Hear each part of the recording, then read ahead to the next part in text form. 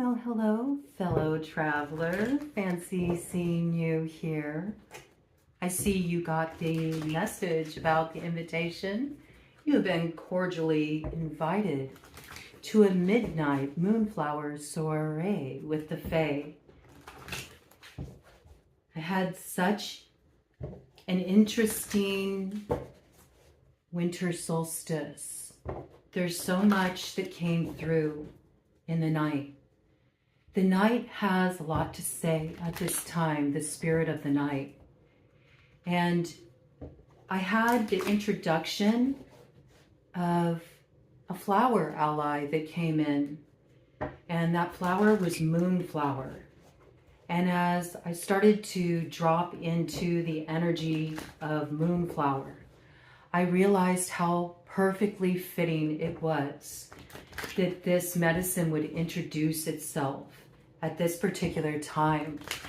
And I wanted to share a bit of the wart cunning of moonflower with you. Wart cunning is a way to understand how we can actually work in partnership with nature through tapping into the alchemical potential of the consciousness that's held within what we may not view as having consciousness coming through the plants. The plants actually have personalities. It's really true. I often have the plants introduce themselves to me in dreams. They come through as characters. They very much have their own soul's identity, you could say. And moonflower is so fitting for the energy that we're moving through in this lunar cycle that was introduced with that Sagittarius new moon that came in at 28 degrees. And I told you all that I would get into the Sabian symbols with you, and that's the download that we're bringing in here. And it's weaving so beautifully with this medicine of moonflower.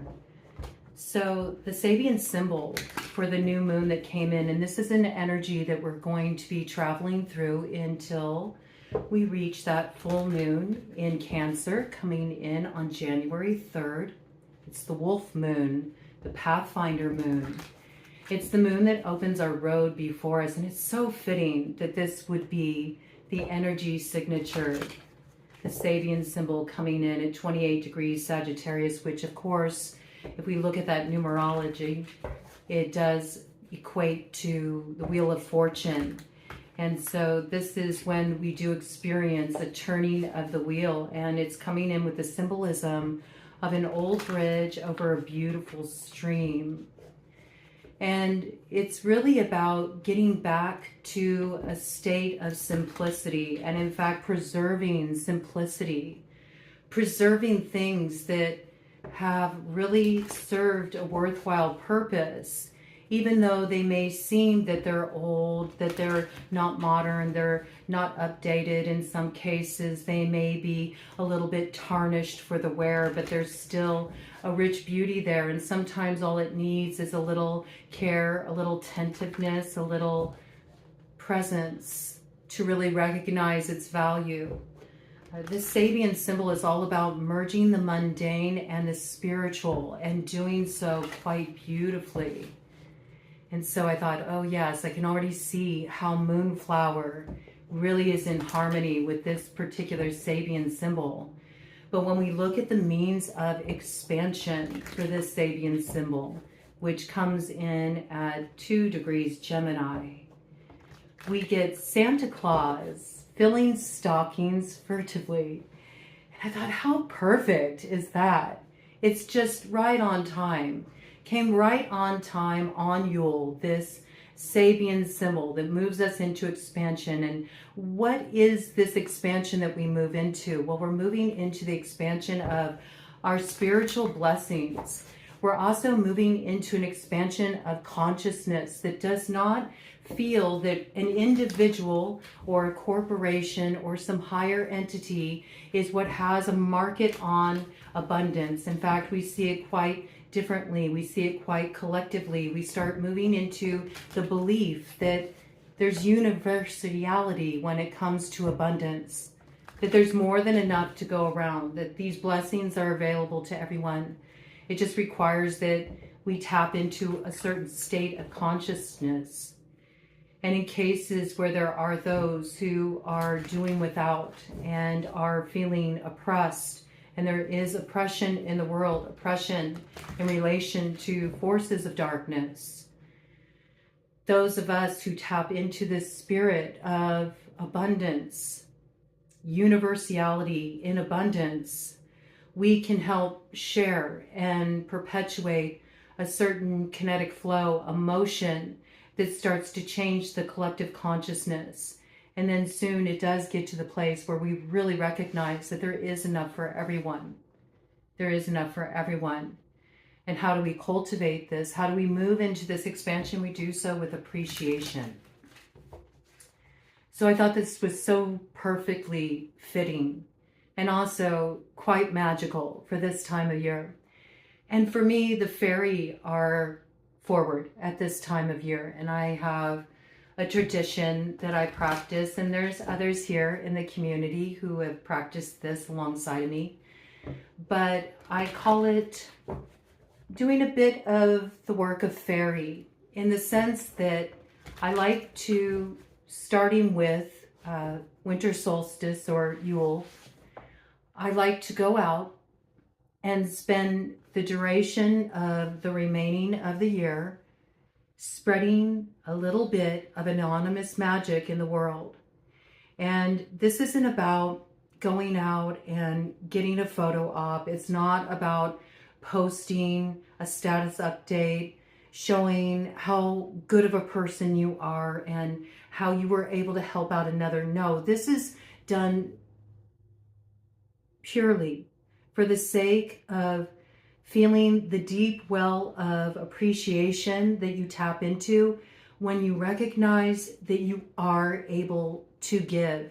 When you are able to give and you can help lighten the load of another, or give them a little sprinkling of magic in their life, give them a little bit of the spirit of the season when they normally may not be able to tap into that consciousness because they got a real rough road to hoe. This is about doing the giving for the sake of the giving itself. And in the giving, one receives everything. And this is where people can get kind of caught up in the limitations around their ideas of what abundance is. Abundance does not just come in monetary form. And ironically, if you feel that you lack material abundance, the key to really tapping into that steady stream of reciprocal flow where you do feel supported materially is to recognize that abundance comes in more forms than just monetarily. And so we can give our time, we can give our energy, we can give laughter, we can give good cheer, and we can also play and weave a little bit of magic into what has become a very mundane existence and get back to the roots of this time of year, which is about just that. It's really about awakening the magic, the spirit of the season, and just enjoying the beauty of this time of year where the light is growing, the light is returning. And that in and of itself brings new hope. See, the problem is modern day society has totally forgotten about the roots of the tradition.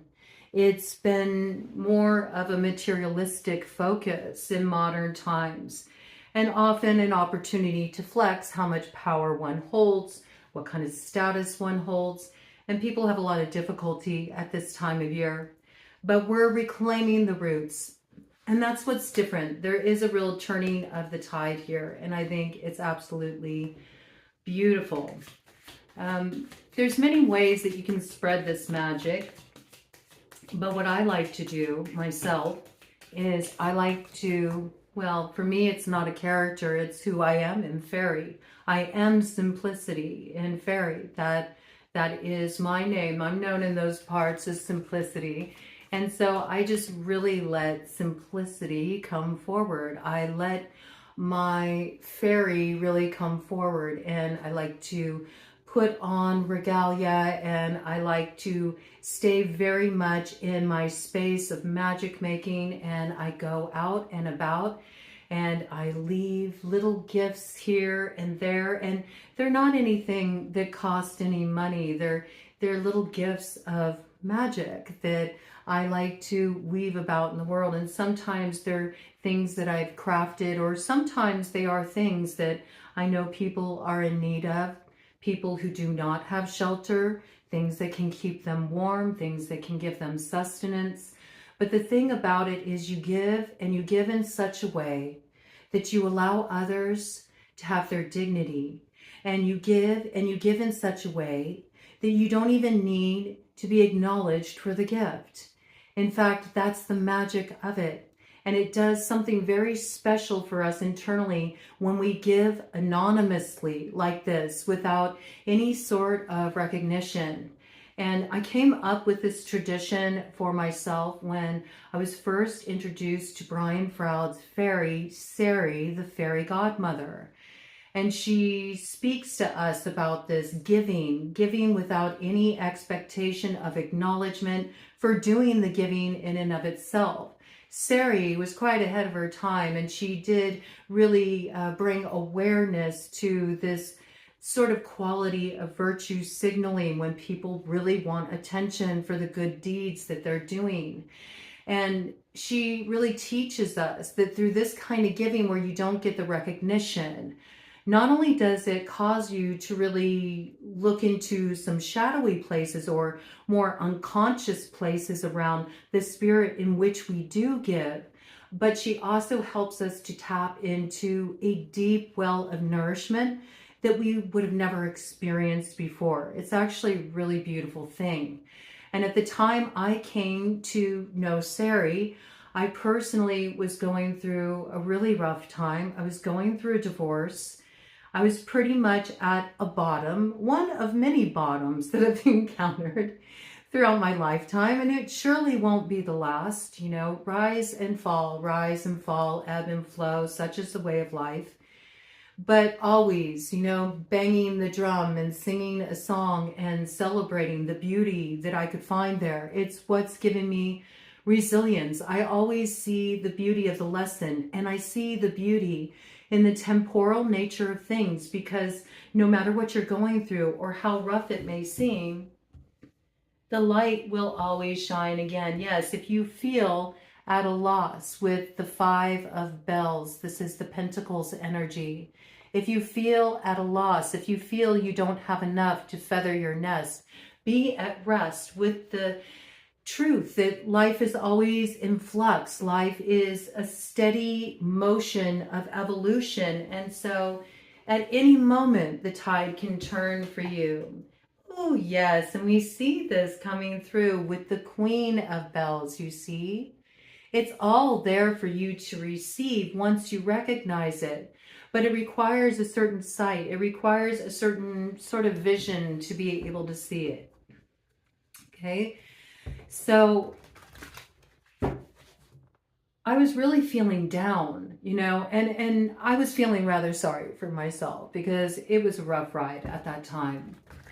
And I was at a loss, and I was going through major transformation. I didn't know who I was anymore. I just knew that I'd received a calling. I just knew that I had received a calling, a very deep calling, and it had been confirmed by many otherworldly experiences, the way that the signs, the synchronicities showed up. And the further I took a step on this unknown path, the more its magic revealed itself to me. But it was treacherous because it was so unknown, and it required me to bump up against so many of my fears, to let everything go that I thought gave me a sense of security, everything I had become so falsely identified with. And yet it was part of the great unfurling, and it was a potent act of alchemy just to step on this path alone. And this is the same space that we are in right now. We're in very much a similar space. We are in this liminal space.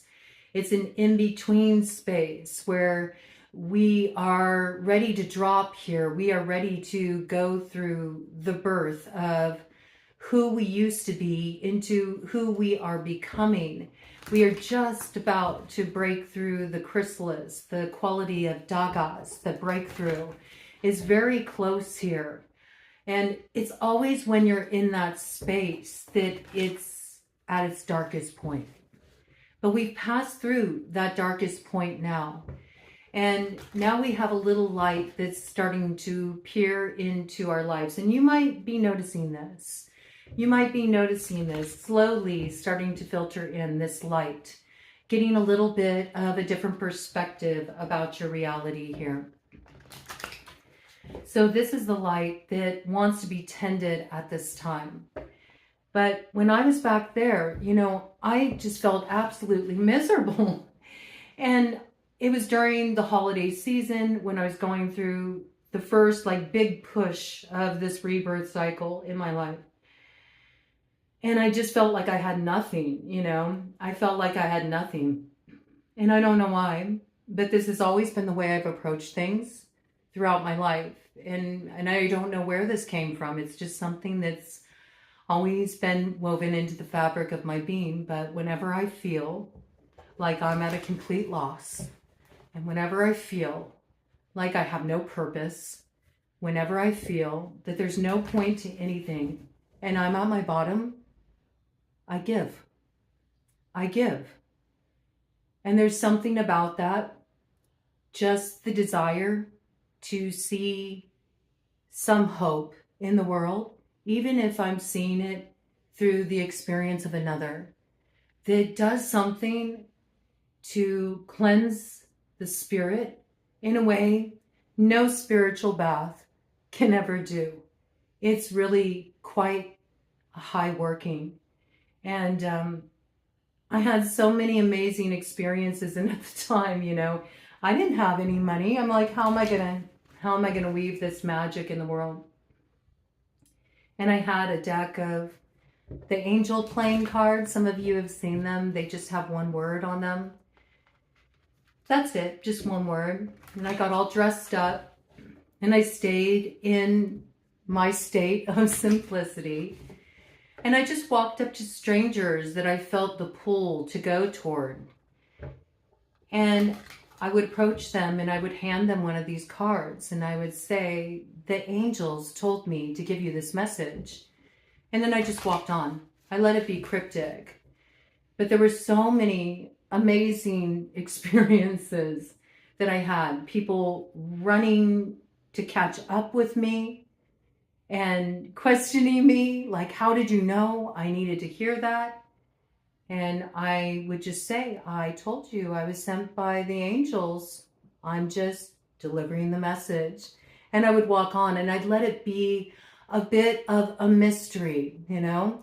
And then I started taking it a little step further and I would like put together little magical packages and wrap them up and leave them around out and about, you know? When I would go out to run my errands, I'd find little clever places to leave them, and I would have a lot of fun through what I call fairy godmother season. We can call it fairy godmother lovers, though. The men are more than welcome to join in on the fun, and I have had men join in on the fun, and it's wonderful to just get out there and weave a little bit of that old-timey magic into the web of reality.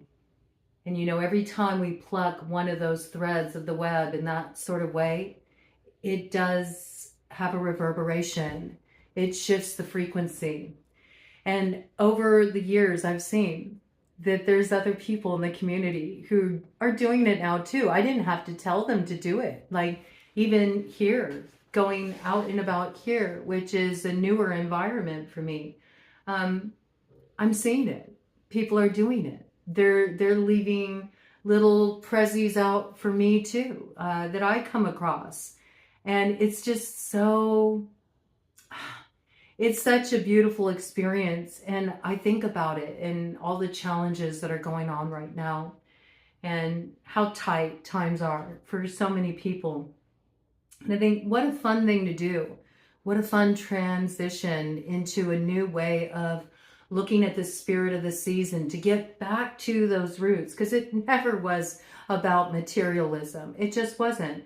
If you talk to, those who grew up in the 50s and the 60s, they'll tell you it's never about getting a bunch of gifts. I mean, you might get some treats in your stocking, maybe a little something, but it wasn't about that, It was more about the spirit of the season, goodwill, good cheer, bringing people together, enjoying the connection we have with our loved ones. And so I feel like this is really coming in to help us get back into that space of just really truly connecting with the spirit of the season and the special magic it holds. So I encourage you, because it's so perfectly aligned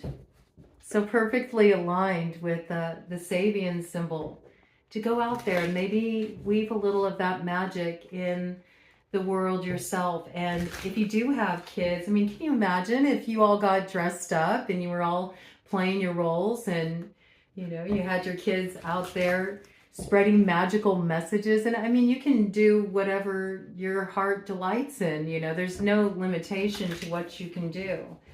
But it feels really good, and it's a lot of fun, and it does weave a lot of hope into reality. And so I did want to bring that in when I saw what the Sabian symbol was.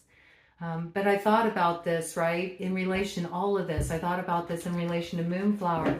I thought, well, what does this have to do with moonflower? And then I realized that moonflower is very, very rare, right? It's very rare to capture its beauty, because moonflower only blooms at night. And its lifespan, that lifespan of being wide open and just being in all of its beauty is so short. It's so brief, much like the medicine of the butterfly. It makes me think of dagas, the rune dagas, that breakthrough moment, the breakthrough when finally the light starts to filter in. And just like when that butterfly breaks through the cocoon, its lifespan, it's so brief, but it's so beautiful, and it's so symbolic. And it also makes me think about that transitory nature of things, like those times that we go through that are really difficult, really rough. Yes, sometimes, times are lean and they endure for a while. But where our consciousness is, does not have to make a home there. Our consciousness, when it can be present, is able to more clearly focus in on sources of light, pinpoints of light that are starting to break through. And I feel like this is really what's coming through here with this invitation from Faerie to join them for a midnight moonflower soiree, because they feel that we really have lost this magic here. We have gotten a bit off the path of heart, and they want to help us find our way back there, which is why this is coming in. They want us to understand that these moments, these beautiful moments that come in, these moments that we've come to take for granted, that we do not appreciate, when we're able to recognize them and when we're able to see the magic in simple things, bit by bit, this is when we really truly come back into our alchemical power. This is when we start to really truly experience what is a true gift, what is truly to be treasured here. It's interesting when we look at moonflower, though, because it does have this nature of being very transitory. And so it makes sense, because bridges, just like bridges are sort of intermediary roads of travel, they help us get from one side to another. And this energy is coming in, this sort of like liminal space, as we're waiting for that light to really emerge, come on the scene. It's going to be growing by the day, right? It's going to be growing by the day now that we are beyond the darkest point. But there's also this piece of that stretch when you're in the in-between place. It can have its own perils. It can have its dangers. Moonflower is part of the Datura genus, okay? So it can have psychotropic qualities to it, but you have to be very skilled in working with its medicine. Some of you may be familiar with Datura through Carlos Castaneda. Carlos Castaneda always said that Datura was his greatest teacher, okay? But in the hands of most, it's dangerous because it's highly poisonous. Jimson weed is another form of Datura, as is angel's trumpet. They're beautiful. They're enchanting. They're alluring. They draw you in. When they open up and they come to bloom at night, they have a very unique, very alluring perfume to them that draws you in. And they hold a very special magic, but they're poisonous, you know? And that reminds me a lot of the energy we're moving through in this particular lunar cycle, with Scorpius, the stinger, being activated, and fixed star Edaman, the right eye of Draco the dragon, at the forefront, which brings forward a poisonous influence. So I found this fascinating that Moonflower would come in, because there is beauty to be found here. There's beauty that we can weave in the world. And there's also things that can poison us. And maybe one of the first places where we need to do some purification is around the spirit of this season. The spirit of this season. And taking back our power from these ideals that it's about your status, or it's about material acquisition, or it's about having more than your neighbors, and getting back to the roots of what this season is all about: giving, appreciation, honoring the flow of the seasons, taking time to rest, restore, and to do that resting in the dark and find the magic that's there. You're going to really start to recognize that the night is going to call you more. And the more that you open up to the magic of the night, the more that you're going to be able to flow with the energy of that grand water trine, because the charge of Moonflower is very harmonious with the grand water trine and the water signs. It helps us dive into the 8th house mysteries. It helps us move through those liminal spaces, those transitions in life. It shows us things of beauty to be found in the darkness. There is beauty to be discovered there. It shows us that sometimes things that lure us in, sometimes things that we're enamored with, can bring about a downfall. And it's about understanding the cycles of life and the times of loss for the beauty that they do bring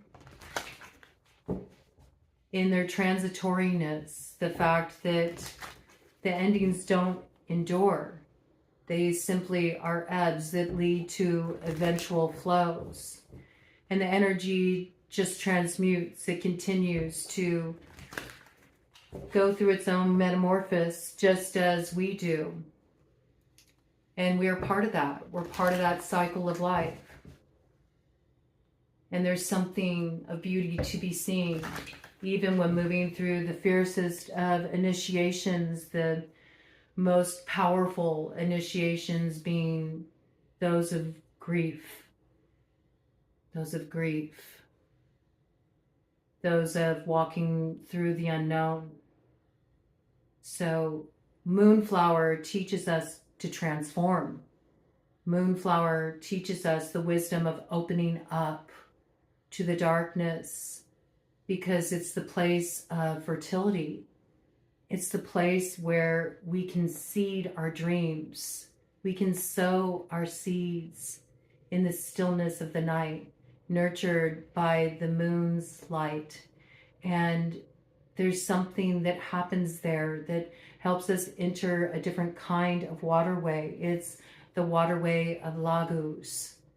It's when we are tapped into that kinetic flow and we pick up everything on a sensory level. We enter into deeper communion with the nighttime itself, which forms quite a different relationship with darkness.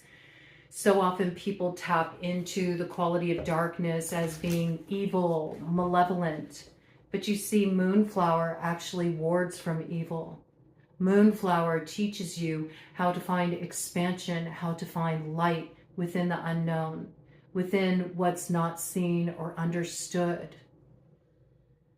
It brings the beauty into spaces that sometimes could provoke fear. And yet it's a very formidable teacher. It teaches us how to transform. It's aligned with the 12th house mysteries of initiation. Initiation into the unknown, trusting that the light returns. It's also calling to mind that this flowering, this blossoming of potentiality that we can capture within the nighttime space. It's only here for a flicker in time and then it's gone. But if we allow ourselves to open to it, it feeds us with Awen, that inner spark of alchemical inspiration. It awakens the muse within us, and it helps us see the art in our life, even the art that comes through what appears as great loss. It appears as great loss.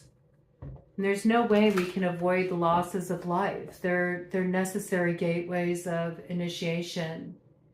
And at some point, we will all expire. And that's why appreciation is so important. Just like the beauty of the moonflower, open for just this rare moment in time. Its perfume only lasts so long. And then it vanishes. But it doesn't diminish at all the magic or beauty of the moment. And there's something here that we will discover if we allow ourselves to sink into the spirit of the night, the medicine of moonflower. Also, Cancerian energy comes in with the moonflower because, of course, Cancer is ruled by the moon. And also Cancer is hosting the Pathfinder moon, the wolf moon that comes in on January 3rd. That is the culmination of this lunar cycle that we're moving through. So there's this sense that Moonflower is coming to be an ally for us, to help us find the path that leads to the beauty to be found in the darkness, to help us find the path of beauty that we don't see right now because we're moving through the unknown.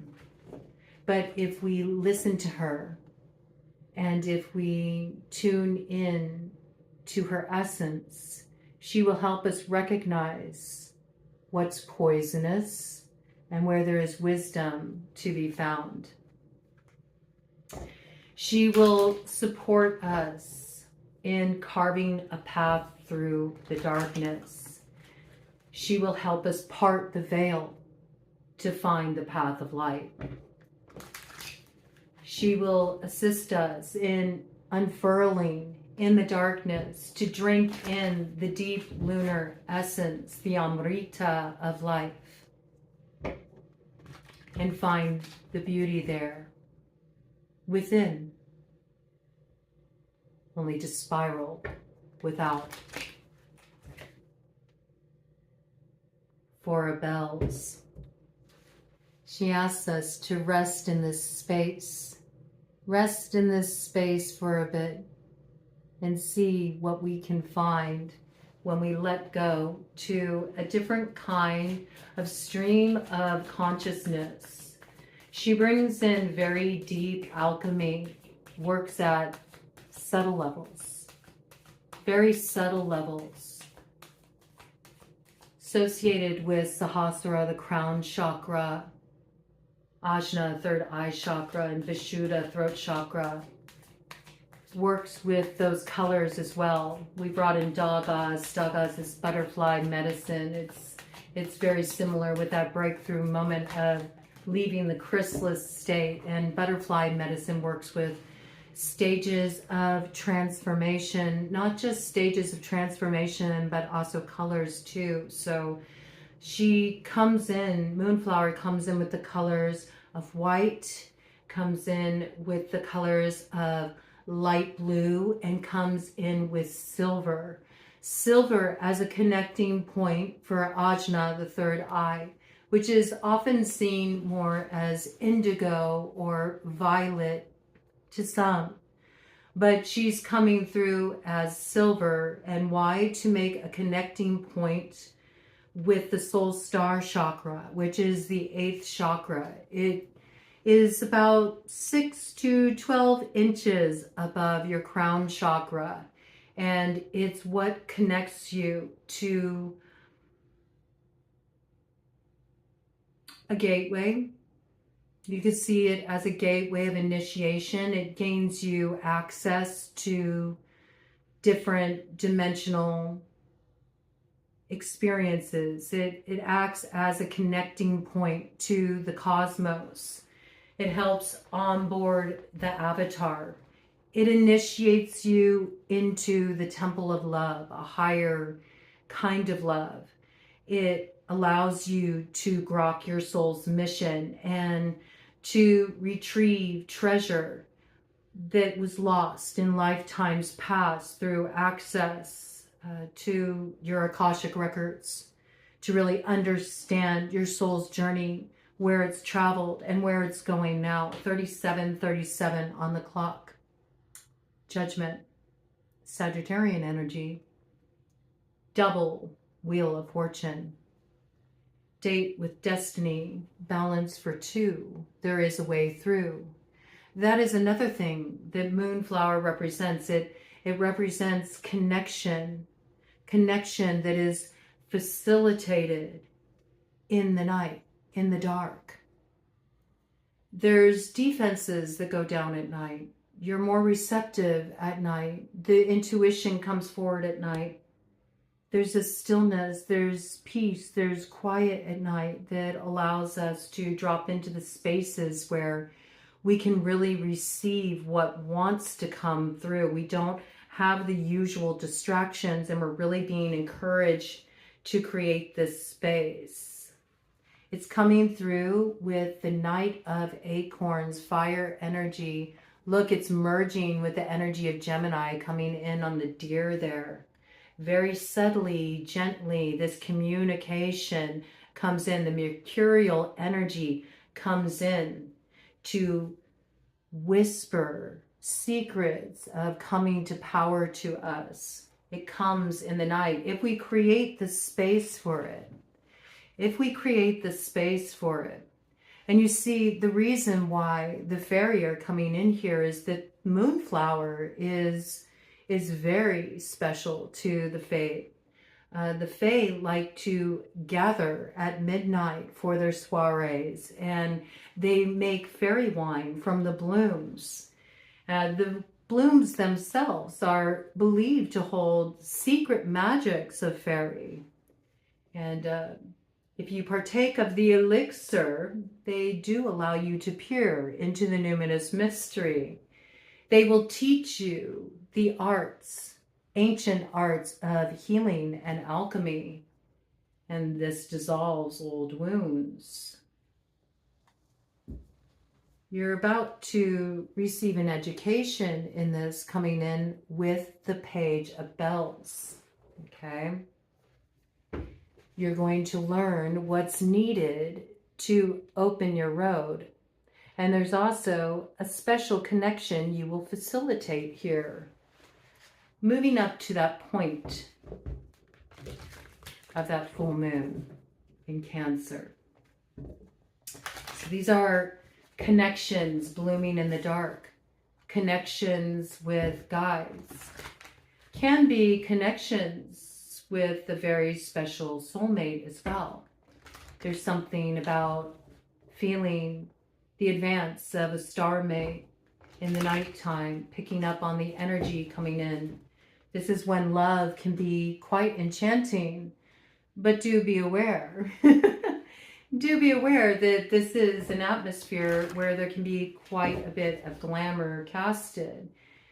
It is a time of being entranced by nocturnal beauty, an alluring aura that can pull us in to something that can engage us in a bit of shadow play.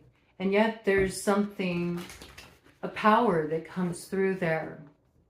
You can also work with moonflower to cast a glamour. Maybe you want to invoke a little bit of that dark beauty, nocturnal beauty. Maybe you want to infuse a little alluring quality in your aura. What are you luring towards you? Be mindful of how you work with that magic though, you know, because it is very easy for the shadow to get the upper hand. But if you know how to really balance between shadow and light, it can be quite delicious, I have to say. So this is some interesting energy to work with. I like it myself. I like it myself. I love glamour magic. I love glamour magic. There's a way you can work with glamour magic to glamour yourself, where you can sort of feel like you're spirited away into the realm of the Fae, and life for you is just this enchanting experience, you know? But there's people who use it in a manipulative way. And we know that that is out there with the other information that's come in about the territory that we're moving through. But this is coming through for those of us who are truly working our path. And we're ready to hold this kind of medicine. That's why it's introducing itself. Because you see, moonflower attracts the fairy. And so the fact that moonflower is coming in for the collective here is really an invitation from Faerie. Faerie wants to connect. And it's going to happen if you're here. It's just the way it is. I'm on a fairy path. So naturally, those who find their way here are usually people that have a little bit of that pixed blood within them, or they have a real connection to more archaic times. There's sort of a soul's knowing about the true roots of how things used to be before we lost the magic, okay? So they're here to help us build the magic.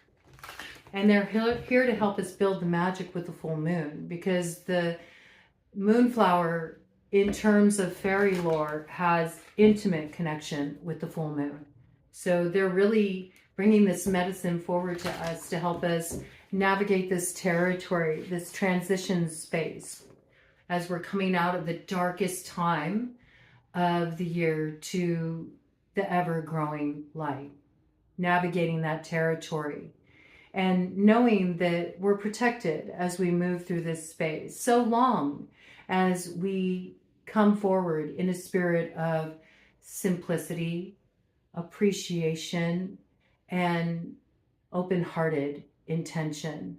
It's all about where you're at in your heart. It's all about stepping onto the path of heart. Those who enter Faerie without pure intentions in their heart find the way rough going. They will teach you a lesson. They will hand you your ass. Don't let anybody make you believe that Faerie is Tinkerbell. It is not. These are fierce, formidable energies. And all you have to do is do a little research. Do a little research. Go and research what those who live in Ireland and Scotland know about the Faerie, and you will find that it's not an energy to toy with. It's very formidable. But when you enter into their space, which you can easily do anytime you step out into nature and you connect with the elements, anytime you spend in an old oak grove or walking through a forest or sitting by a babbling brook, anytime you make contact with nature, even if you're in an urban jungle, you know, there's still points of the natural world swirling about you, even if it's just the air swirling about you, the blowing of the breeze, the clouds in the sky, you know, fairies there too. So there's this piece about this is what gives us protection at this time. This is what allows us to really tap into those qualities of where the true meaning and value is, to reconnect, to commune with nature.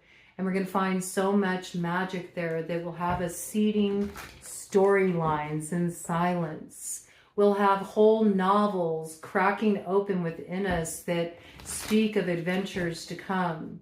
Those of you who are writers may be finding a lot of inspiration at this time. It is a very visionary energy. It awakens our psychic perception. It helps us come more fully awake into dream time. It's sort of blurs the lines. Those of you who are active dreamers may find you're entering that state of lucidity more frequently. You're getting important messages coming through your dreams. Some of you are experiencing a blurring during daylight hours with what you retrieve there in your time in the dark, working with the spirit of moonflower. You realize you're within a waking dream, you know, and it can be whatever you want it to be. The more that you feed these spaces, the more you'll see the places inside of you that have resistance to experiencing the true magic in the world just falling away, much like that chrysalis state. And you'll move into the expansion of the soul's expression. You'll move through the expansion of the soul's expression. This can help us scry under moonlight too, you know. It's pretty potent. You can get a bowl of water, which moonflower elementally is connected to the water. So you can get a bowl of water and you can sit and you can put it under the moonlight and you can look into that water and you can ask moonflower to give you visions, yes. And it'll take you on a journey down that waterway. It will show you the path that leads to the release of your troubles, the release of your cares. It's like inviting you to just let go of your troubles, let go of your cares, enter a different mind space at night, just for a bit, just to let the beauty come in. Being associated with the moon, being associated with the water, lunar goddess associations come in relation to moonflower, and coming forward quite strongly because of the fairy associations, we have Rhiannon. Rhiannon is the great queen, also known as the Queen of Faerie, and she also is an intermediary between realms. She helps usher souls to the afterlife. And she doesn't just usher souls to the afterlife, but she does so in such a way that she gives them comfort as they go through the transition. So her energy has been really forward. She is a sorceress, okay? So she does teach us how to pull from source, to recognize that we are a conduit for that. And the more clear that we are, the more we can effectively channel source in a pure way that brings beauty out of the time of darkness that we're transitioning through. When we are moving through this portal of the unknown, we see something beautiful come to bloom with that Cancerian full moon. We receive a vision, something rooted in our life. It's a thing of beauty. It's a little bit of a hint of things to come, a gift of Jupiter in Cancer. Okay. She also gives us the spirit of Alwyn. She helps to ignite our fire of inspiration. She lights that fire of creativity within us. The hint of what comes on the other side of the spirit of winter and its reign, when the Kaliya hands over the power to breed with Imbolc. She comes through to fuel that fire within us, that inner fire of transformation. She activates the musing quality that brings about inspiration for bards. She opens up the bardic path, and she does tend to favor poets and artists and musicians. So if you have such proclivities, do tap into this energy. You might see her white horse showing up on the scene to guide you into other realms where you can retrieve treasures from times of past. I mean, that's all interdimensional travel is, really. Time is a belief construct. The reality is all places, all dimensions, all times, past, present, future, and beyond, are all going down in the eternal now. There's just different stages of awareness that help you access it. You know, quantum physics has illuminated that it's a multiverse. It's not a universe. Our little universe that humans experience is just one little teeny blip on the screen of what is a never-ending view of potentiality. And they say that it's like layers upon layers upon layers of reality when we look at the multiversal perspective. And it's fascinating. I know I brought this up on the channel before, but we have some new people here. In the book Autobiography of a Yogi, Paramahansa Yogananda's teacher, Sri Yukteswar, dies. He transitions. He does so in a state of samadhi. He willfully leaves his body. You know, you get to a certain state of spiritual development, you can do that very consciously. And he did. And after he passed, he came back. He came back to Paramahansa Yogananda in a vision. And he told Paramahansa Yogananda about the evolution of the soul, what happens after you leave this earthly realm.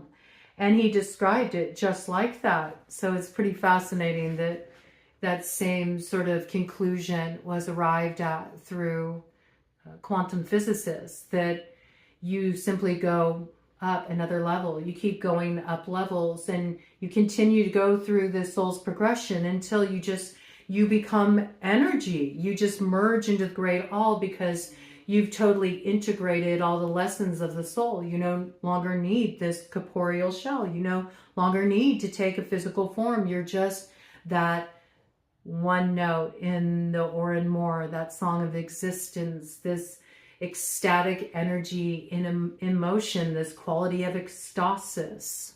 It's really, really quite beautiful. So it's this kind of awareness kind of coming in here, this kind of consciousness coming in. It awakens within us. It awakens within us through the arrival of Rhiannon on her white horse. She's there to guide us, be an intermediary. She comes through as a shapeshifter, okay? So a lot of times when you encounter Rhiannon, you'll know it because she appears as birds, or she may show up on your path as a horse.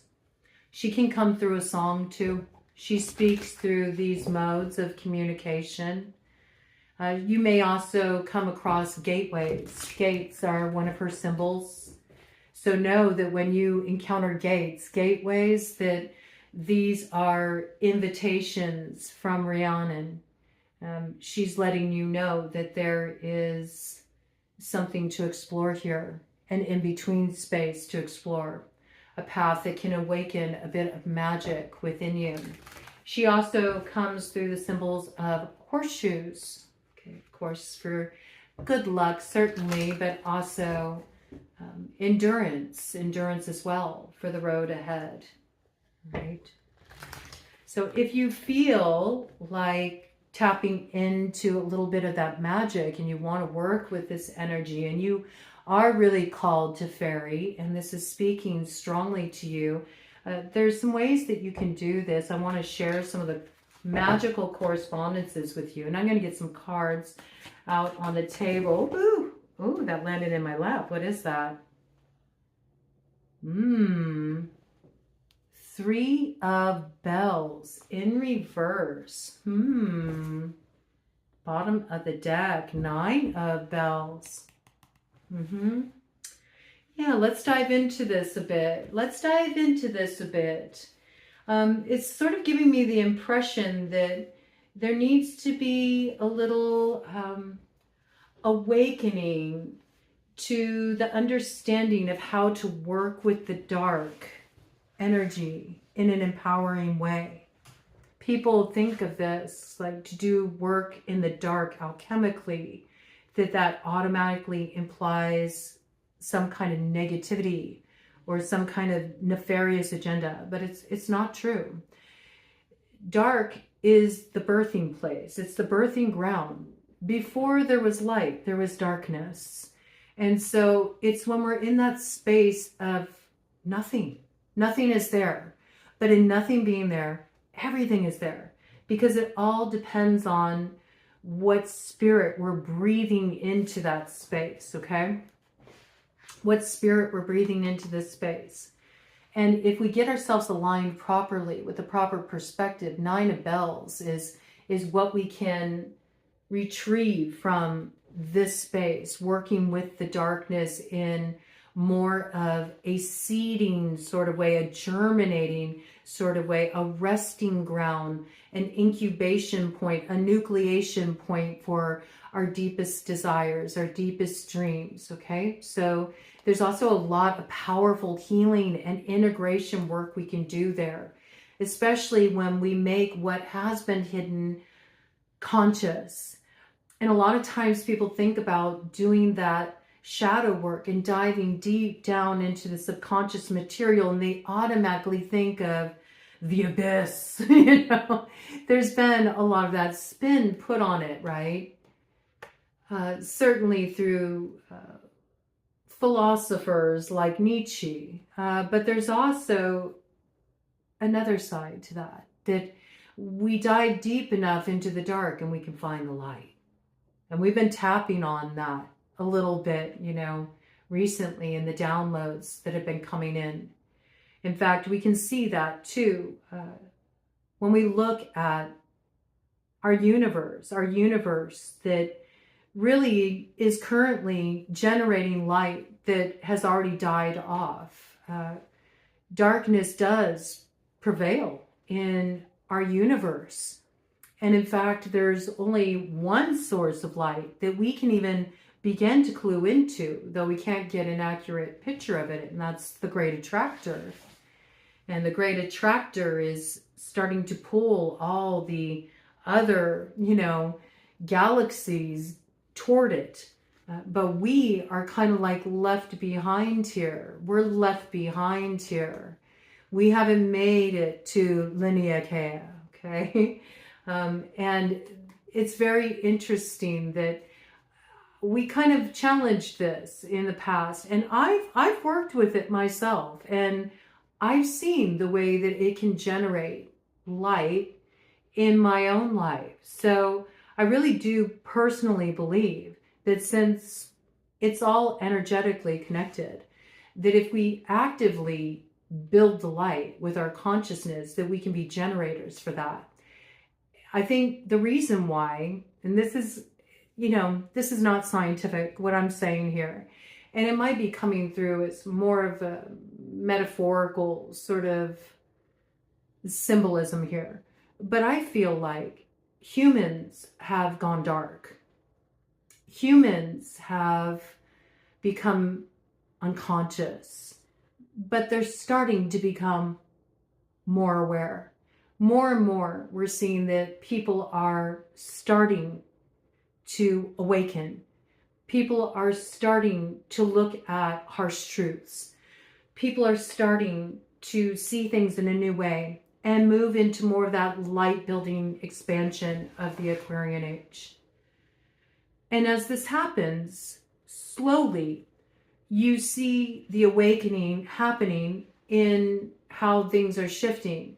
We also see the counterbalancing point to that, that forces of darkness that have benefited from that sort of dull state of consciousness, the turning a blind eye, the putting on the blinders, not wanting to look at the harsh truths. Well, a lot of exposure has been occurring. There's no way that we can avoid the harsh realities of life. There's no way that we can avoid seeing the evil that is operating in the world. And yet, at the same token, it's the truth that sets us free. It's that awakening moment that allows the potential for the light to come in. So I personally believe that the more of us that focus on unity consciousness, that start to develop a collective consciousness and that begin to feed the light, not focusing so much on the problems or the limitations or the things that hold us back, but what is really weaving the possibility of a new way forward, of actually starting to invest in solutions. That is a very powerful light building force. And I think we can turn it around. It's just a theory. And there's no way to prove it, right? There's no way to prove it. I don't know, maybe someday there will be a way to prove it scientifically, but as far as I know, there's no way to prove it, right? At least that I'm aware of. I might need to do research about that. Have they discovered that human consciousness can generate light? I don't know. I might look into that. There might be something to it, but it's just a theory that I have. I've seen the way that it creates change in my own life. So I feel like if more of us were generators for that, why wouldn't it be possible? We could change the whole world if we just built that energy together. And yes, there will always be those. There will always be those that favor to hold all the power. There will always be those that favor corruption. But if each of us as individuals held that power of alchemy within us, I believe we could strike a balance. And truly, honestly, nature is both cruel and kind. There's always going to be those shadow elements. We're never going to be completely free of that. But it's really having the appropriate balancing point of the light and the darkness that's needed for there to be true growth of the Aquarian vision, you know? So it's very interesting energy. And often that does involve expanding into that sense of appreciation, because the more that we do focus on appreciation, qualities of gratitude, and sharing that spirit with others to let others know that they're appreciated, the more that generates a very special kind of momentum. It's true gold with the 9 of bells. It's like that 9 of pentacles energy. It's treasure. And that treasure, you know, you unlock it on a soul level, on an energetic level. You feel so full. You feel abundant. And once you feel that, you're harmonized with that energy. Everything grows. It's really true. The times of greatest success I've had in my life was when I was tapped into that. There's times when the rough edge of life will get to me and I'll have a momentary lapse of reason.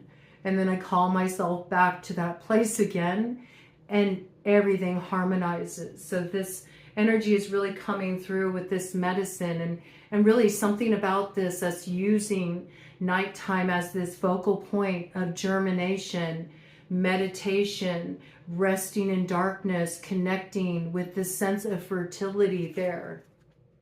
And yes, maybe working for those of you who are called, for those of you who are on paths of Faerie, or those of you who feel drawn there, who have a love of nature, who see that there's consciousness in all things, and you want to invite a little bit of this play into your life. I think it could be a beautiful thing. So I want to share it for the magic makers out there. We brought in, weaving a little bit of that magic. If you feel called to get out there and take up the charge from Faerie, the fairy godmother, and go out and do anonymous blessing of people, I encourage you to do it. It's a wonderful thing to do. And we do it all the way through until the 1st, okay? So it's still very much on. Usually kicks off with winter solstice with the start of Yule and goes all through Yuletide. So even after Christmas has passed, there's still an opportunity to get out there. And in fact, a lot of people, right, after the holiday, that's when a lot of people feel really deflated. There's so much buildup to this one moment, and then it's like, it's gone. But this is a beautiful way that we can remind ourselves that we don't have to lose that magic, and it doesn't have to be relegated to just a certain time of year. We can have this spirit with us at all times, and we can tap into it at any point. It's really, truly a beautiful thing. So that's one way that you can do it. But for those of you who really want to get like a little, playful with it, and you do want to work your alchemy, you could bring in some different stones that are associated with this energy charge of moonflower and Rhiannon. And you can bring in different plant allies and you can work with those. So stones that would be in harmony would be selenite, moonstone, opal. You could also look at labradorite, I feel, because labradorite does hold that special magic of the northern lights within it. So that's quite magical, and that's a light that comes forward at the night. So it seems like it's quite harmonious with this energy. Plant allies, any white flowers, but especially moonflower, which is very sacred to the Fae.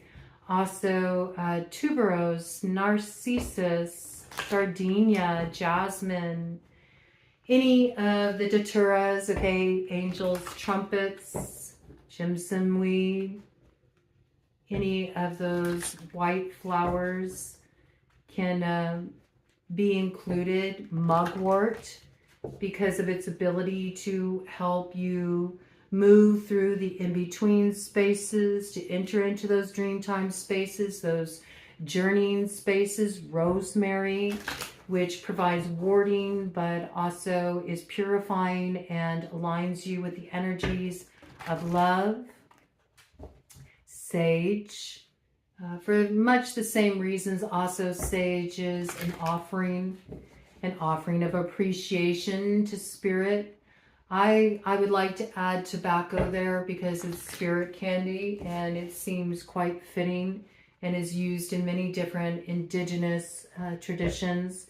And I like to bring forward different elements that speak cross-culturally because I think that that's really important, that we honor that there's spiritual richness in all different cultures. So I like to bring in different associations. Also, white rose. Rose is very, very dear to Rhiannon. So anything bringing in these qualities, these energies. Blue lotus would be lovely too because it brings in the watery quality.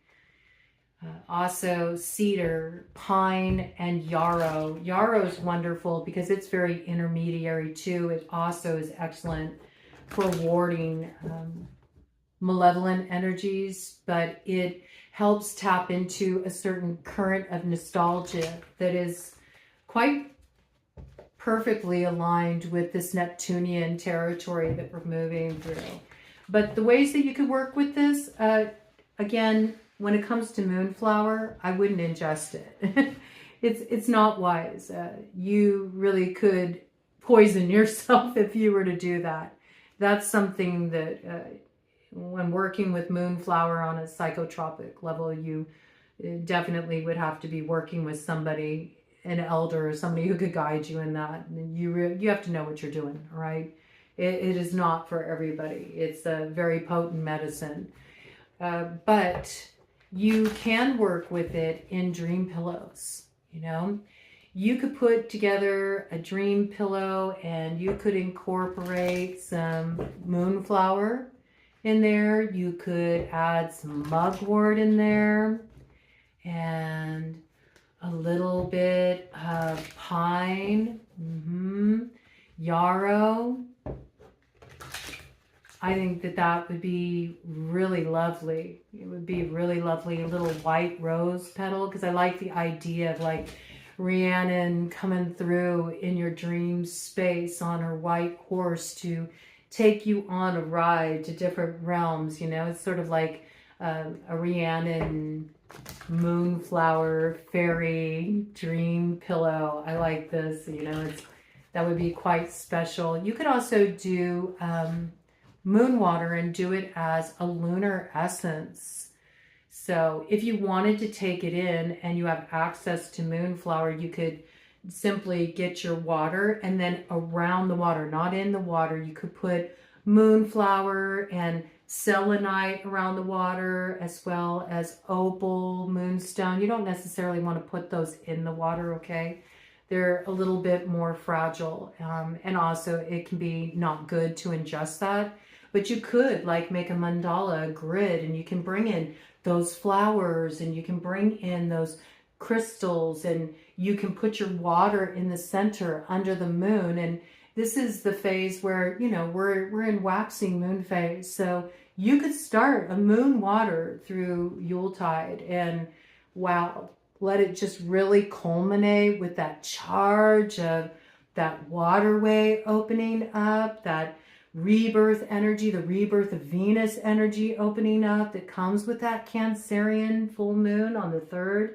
And that would be one potent water. And if you do it as an essence and you don't actually put the moonflower in the water, it will still imbue the energy. And you could take it internally in that case. You could make beauty washes with it too, crown pour overs with it that just give you that sort of, you know, certain something in your aura, amplify your aura, draw experiences to you. Yes, this is the truth, okay? It can also bring warding energy too, which is beautiful. You can use it as purifying waters too. So I like because it has a lot of different uses for it, but that's one way that you can work with it. You could put together a little mojo bag for yourself too, just something you can carry on your person. Usually if you got a little mojo bag, going on, you keep that on your person below the waist. You know, you don't let anybody ever see it. You got to keep it to yourself, okay? And you got to feed it. You got to feed it every week. You want to give it a little something, give it a little smoke.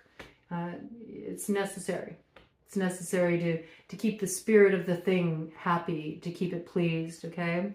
And you can put, you know, those same herbs, those same plant allies, those same stones in there, okay? So these are some different ways that you can work with that energy, but open your mind. Open your mind to it too. I mean, anything could come through. You might be inspired to write a song about one of those plant allies or create some beautiful painting that's sort of evocative of one of those stones, you know, however it comes through for you, trust it, because there's a lot of creative inspiration that's going to come through. But I just want to get a general read here to see what the fairy want us to know about this energy coming in, what it's bringing into our life, how this is going to play out in the lead up to that full moon in Cancer on January 3rd. And to help us understand just a little bit more about this invitation to join the midnight moonflower soiree with the Fae. I know that I'm going to be there. I hope to see you there too.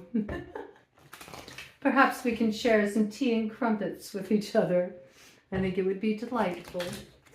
We can hang out in the fairy ring and just sort of relax under the stars. Maybe we'll even get a view of those northern lights. Let's see what's coming in here. Basis of the matter. Ooh, yes, see, the forces of darkness are still about, stirring about. They're like, what's this she talking about? Oh, yes, the tricksy pixies and those little nefarious characters are still out there. There's imps out there, certainly. But you don't need to worry about that. Look at this. Look at how carefree you are heading down this territory with this Wheel of Fortune. Oh, I love it. It's just so much freedom. You know, it's really mimicking the energy of my vision. I mean, I'm getting it now. I'm understanding like why the horse symbolism kept coming in for me, and riding bareback and riding hands-free, even just opening up to it. Look, she's hands-free too. Look at that Wheel of Fortune. She's on a unicycle there, and she's just opening up to the feeling of that inspiration coming toward her as she heads on down this path. This is also letting you know the spirit of the turning of the wheel that's coming in for us here with this Wheel of Fortune. This is moving forward in a different way. This is moving forward in a playful way, moving forward in an unexpected way, something we don't anticipate right now. It's a way we've never traveled before, but we're learning. We're learning to move forward in a new way, and it's bringing like just kind of this free-spirited feeling in. It's really beautiful. It's really beautiful. So this is like the way we're meant to move forward, okay? Yes, this is how we're meant to move forward. When we move forward with this kind of spirit, as the opportunity will come, the more that we head in this territory, we suddenly find, hey, this works. This works. I'm not feeling so held back. I'm not feeling stuck anymore. So I love this energy because this is coming in harmony with the 28 degrees Sagittarius. This new moon came in. There's going to be so much reason to feel optimistic as we continue to head forward here now that we're in the light building phase.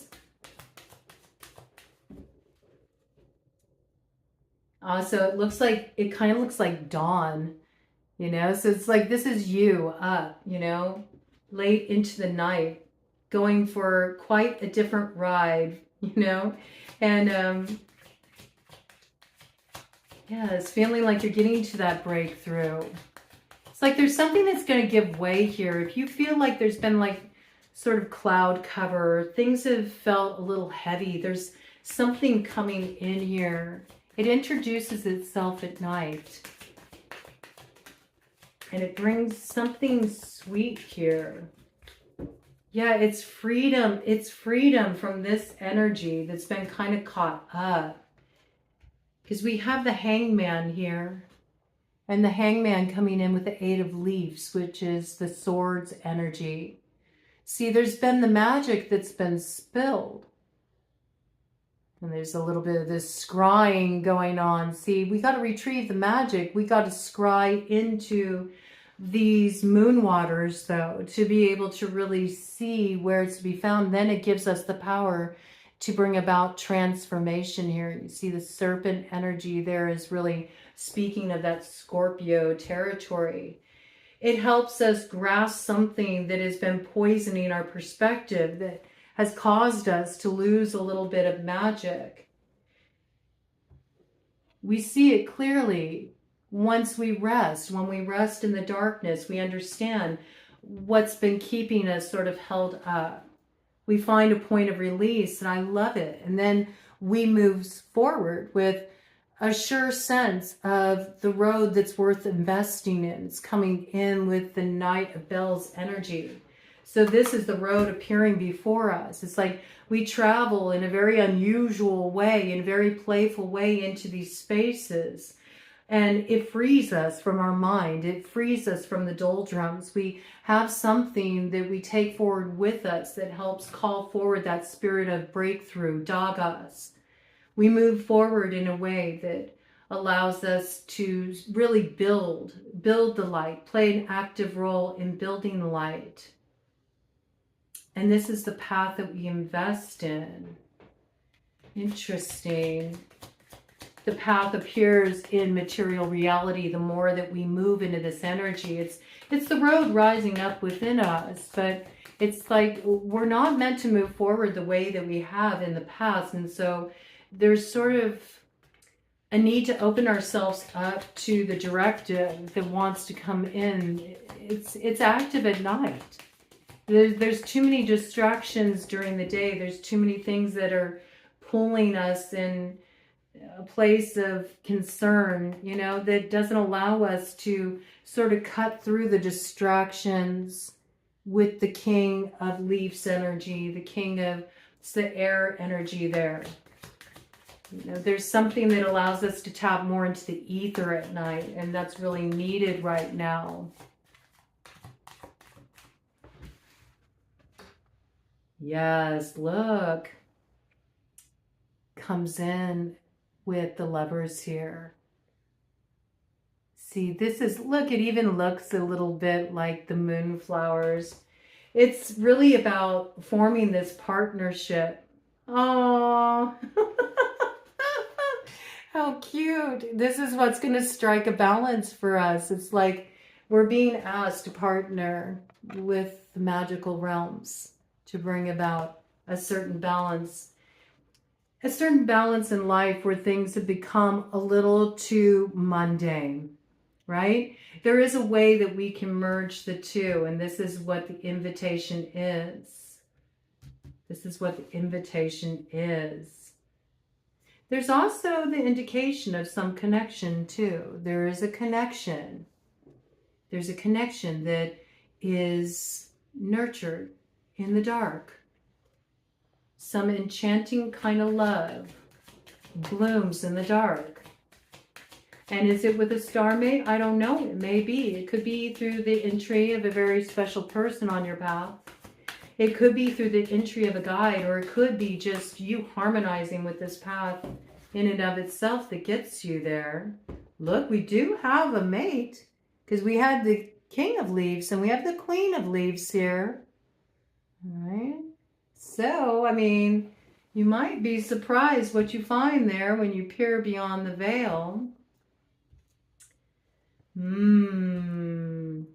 Well, it looks like there's a little assistance that's coming in here because there's an indication of some kind of heartache, some kind of separation.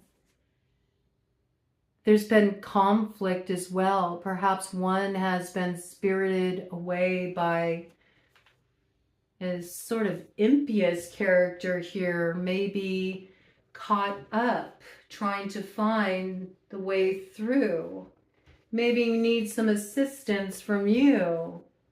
Ooh, interesting energy. Wow.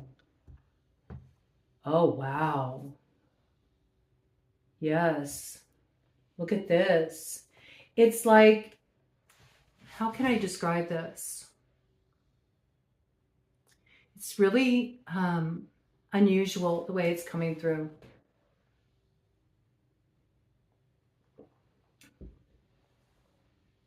There is something that you are meant to connect with, but it's almost like needing to connect with it on a more quantum level, astral level first.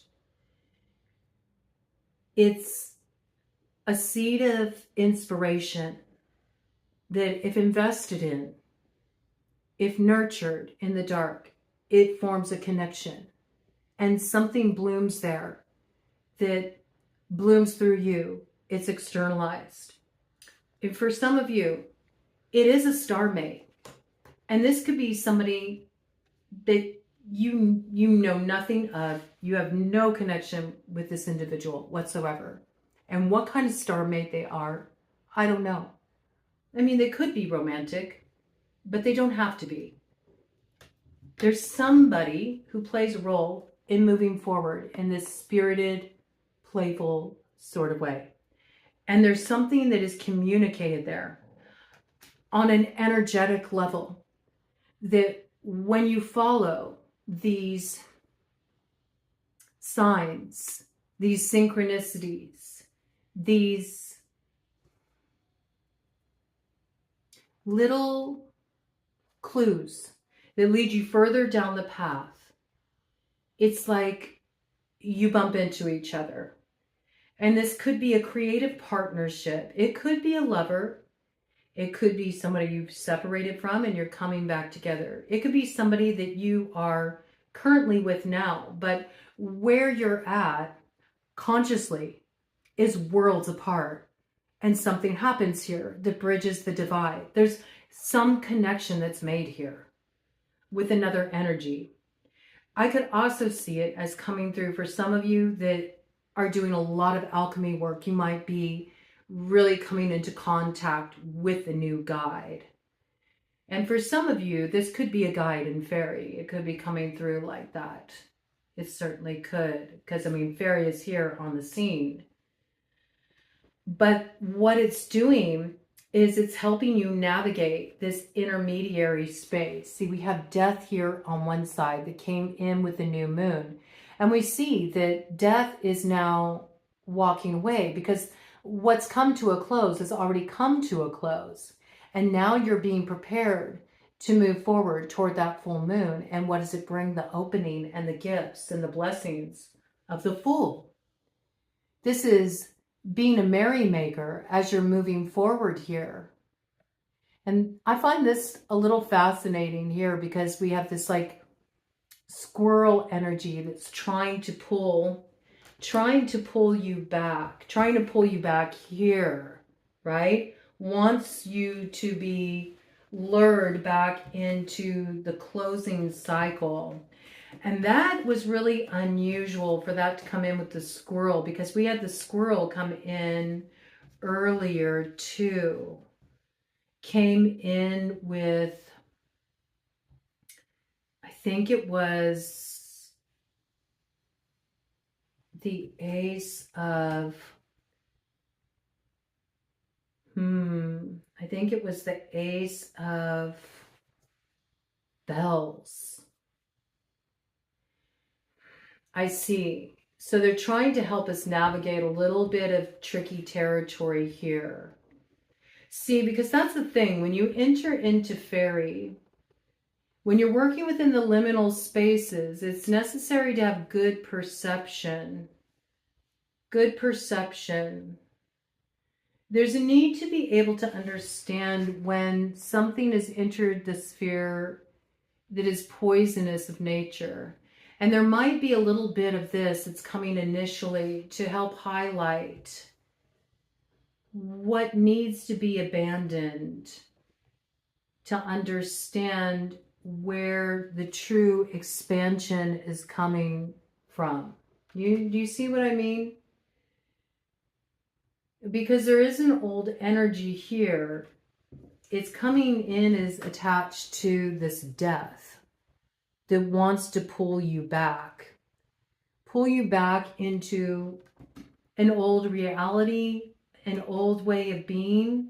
But I don't see this occurring because really with the orientation of how the cards came out, the death energy is moving away. There's some point of already traversing a particular bridge. It's like you're midway across the bridge. So you've already started to head into the intermediary space. But there could be a decoy for this energy. That's what I feel it is. It's a decoy for this energy that you're supposed to align with, that wants to come back to pull you into the cycle of what's already come to a close.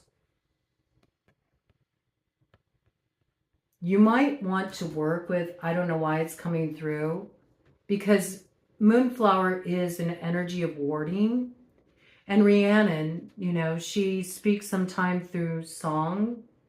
So I don't know, you might want to do a little like drumming, working with rattles, working with percussion, or somehow working with music, you know, to chase away energies, to do purification work like this. I don't think this energy is going to be successful in pulling you back, but it does want to make you aware that there is a certain test coming in here. Faerie wants you to know. Just remember, when this comes in, it will automatically make you feel, this is how you'll recognize it. It'll automatically make you feel like just as you started to move into the exhilaration of something that's brand new, something that makes you feel a little bit like, well, I don't know where I'm going, but I feel really excited about it, right? Something comes in that makes you feel like if you were to go in this direction, you'd be taking a step back into a place that had become very confining for you, right? The safe space, okay? That's how you'll recognize it. It might try to use some bait, something that provides a false sense of security and cautions you about you moving into dangerous territory. And I know that's on the mark because it came in at 131.13. You see, there's power awakening in you right now. There's power that is going to be awakening in you. It's going to be quickening for you. And there's power that you're going to be building on. This fire of inspiration, this fire of creativity, of transformation is going to be growing within you. But it's not just growing within you. It's growing in another too. Or it's lighting up a path of purpose. And you're going to make it to this juncture. I think you're going to be really surprised by what comes in. It's going to come in very rapidly. And once again, we've had this symbolism come through many times. 8 of acorns. This is like the 8 of wands energy. It is the chariot forward. And it does overthrow a very tricky force. Something that I do feel caught you up in the past, but in your willingness to sort of peer into the unknown spaces and move through this darkness, gestate there, work with this energy, you're actually going to be guided in how to overthrow that tricky devil. See, because 7 and 8 is 15, and that was that devil energy that opened up. So this is about to happen. I feel like you've already gotten over a particular bridge, but you do have an energy that wants to try to lure you back. You have to change your orientation, though, in order to sacrifice your moment of culmination. You've been traveling through an initiation, and you're just about to get to the other side with that Cancer full moon. It's the introduction of your path of purpose coming into alignment.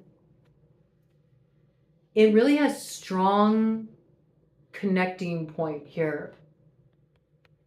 For many of you, it's a star mate. I really feel that very powerfully. It's a really important soul connection coming in here. But for those of you who are really on your like wizard time, this is like a major a major point in the spinning of your lore, I heard. Okay. Ooh, okay. All right. Interesting. Yeah, there's something really powerful, like something powerful coming onto your path. Whatever it is, we know it really gets rooted here. It has roots. It grows strong. It grows strong like the oak, the more that you invest your energy in this. It's very powerful. And there's many that will share the road with you. There's many companions that come on this trip. I see it. It's like the path that you're aligning with here. There's many who will join you on this path. You may be very surprised by who joins you. Okay? That's what I have with that. It's a really cool energy though. We have really strong air energy coming into alignment here, because we had the Queen of Leaves with the King of Leaves, both coming out in the upright, right? So this is also the quality of, when looking at moonflower, really working with ether, air, elemental as well. And remembering that as much as moonflower is associated with the water, elemental is also associated with that ethereal quality as well. And the grand air trine initiated the energy of that grand water trine we've been moving through. And so this energy is really at the forefront here, right? It also requires us to tap into this quality. So more of that, like, sort of not yet to take form. That's what really allows us what we need to nurture here, what we need to invest in, what we need to act on, what we need to pour our waters of love and care and attention into. And it very much involves tapping into that intuitive quality for this breakthrough to come.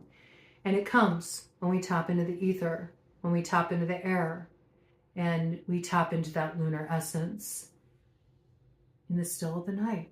That's when it's coming through. Okay, let me do a cut at the deck to see what we got. Yeah. Silent night. All is calm, all is bright. And it comes in again. It's like strange. I feel like, you're here, on the ether, and you're just sort of tapping into this energy at night, and yet this alignment point, this person that you're supposed to come into alignment with, it could even be like a person that you're with right now, but your consciousness is just in two seemingly very different places, and yet something's happening here that's having you orbit a little closer to each other, but it's happening on more of like a quantum level, like an ethereal level, right? And yet the closer you come in proximity out there on the ether, it starts to open the road in reality to bring this on through, to root it. So you're closer than you think to this meeting point. That's what I got. Yes, you are, Empress. Look at that. This is destiny. And look at the treasure that's there that will be revealed. And there's the harmonizing energy coming in here. It's falconer energy. Remember, Rhiannon comes through messengers of birds. So there's partnership, like you two need each other to retrieve this treasure. And you share in it equally.